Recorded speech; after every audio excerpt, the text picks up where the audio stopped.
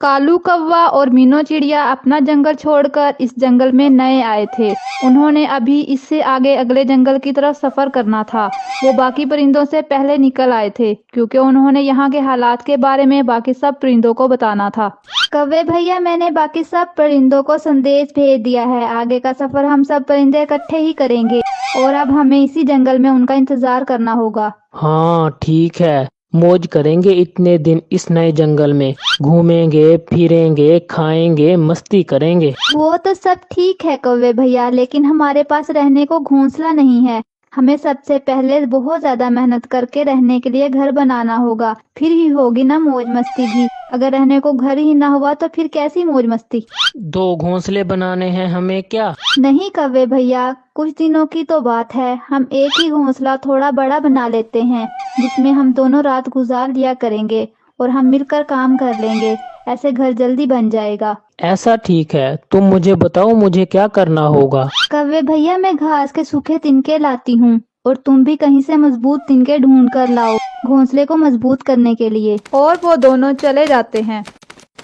मीनू चिड़िया मैदान की तरफ जाती है और वहां से सूखा घास इसे आसानी से मिल जाता है। वो घास इकट्ठा करती है और वहां से चली जाती है। कालू भैया नहीं आया अभी तक। बड़े तिनके पहले लगाकर ही सूखा घास लगाऊंगी। और चिड़िया कौवे का इंतजार करने लगती है। कालू कौवा तो था ही कामचोर। ठंडी छांव में बैठते ही से नींद आ जाती है। फिर अचानक से जब उसकी आंख खुलती है तो शाम होने वाली थी। बहुत मजा आ रहा था सोने में, लेकिन मीनू चिड़िया इंतजार कर रही होगी। अभी तो मैंने तिनके भी नहीं ढूंढे, कहाँ जाऊं अब मैं। पास ही चंद तिनके पड़े थे, लेकिन उन पर कांटे थे।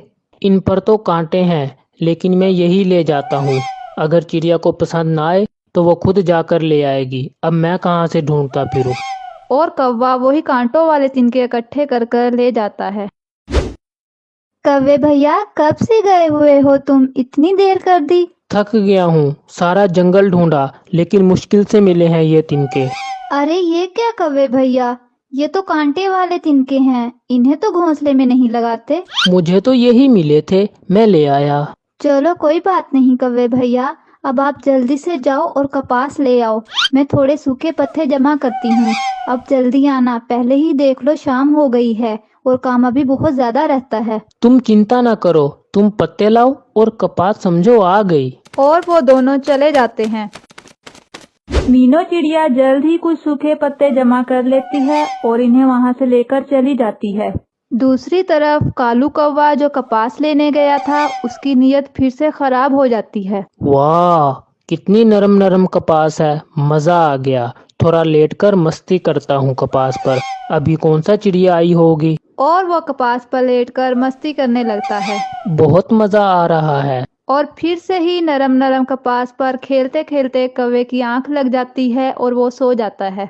और दूसरी तरफ मीनू चिड़िया कालू का बेसब्री से इंतजार कर रही थी। अब तो रात हो गई है, सब ठीक हो। कौवा पता नहीं क्यों नहीं आया अब तक। मीनू चिड़िया बहुत इंतजार करती है, लेकिन कालू कौवा नहीं आता। वो तो नरम नरम कपास पे मजे से सोया हुआ था। अब मुझे रात ऐसे ही इसी पेड़ पर गुजारना होगी। सुबह होते ही जाऊंगी कालू को ढूंढने। और फिर मीनू इसी पेड़ पर बैठकर रात गुजारती है। ऐसे ही सुबह हो जाती है। आज शाम तक घोंसला बन ही जाएगा। मैं अब कौवे को ढूंढती हूँ, वो कहाँ चला गया। और फिर मीनू चिड़िया कालू को ढूंढने चली जाती है। फिर मीनू चिड़िया कालू को ढूंढते ढूंढते पहाड़ों की तरफ चली जाती है और देखती है कि कालू कपास में मीठी नींद सो रहा है। कालू, अगर यहाँ अच्छी नींद आ रही है तो मुझे क्यों जलील कर रहे हो? रात से तुम्हारा इंतजार कर रही हूँ और तुम यहाँ मजे से सो रहे हो। नहीं नहीं नहीं, घोंसला तो जरूरी है। वो बस मेरी आंख लग गई थी जरा। चलो मैं उठाता हूँ थोड़ी कपास। कौवे भैया, थोड़ा सा पानी भी चाहिए, ले आओगे या वो भी मुझे ही लाना होगा? असल में बात यह है कि मैं रात एक तरफ ही मुंह करके सोया रहा, इसलिए मेरे इस पंख में थोड़ा दर्द है। अगर तुम ही ले आओ तो मैं घोंसला बनाने में तुम्हारी मदद करूंगा। ये सामान सारा इकट्ठा हो जाए बस एक बार। और फिर चिड़िया पानी लेने चली जाती है। ये चिड़िया भी पागल है, इसे क्या पता कि काम करना तो मेरी शान के खिलाफ है। मेरे तो कभी बड़ों ने काम वाम नहीं किया, मैं कैसे करूंगा। चिड़िया थोड़ा सा पानी लेती है और वापस आ जाती है।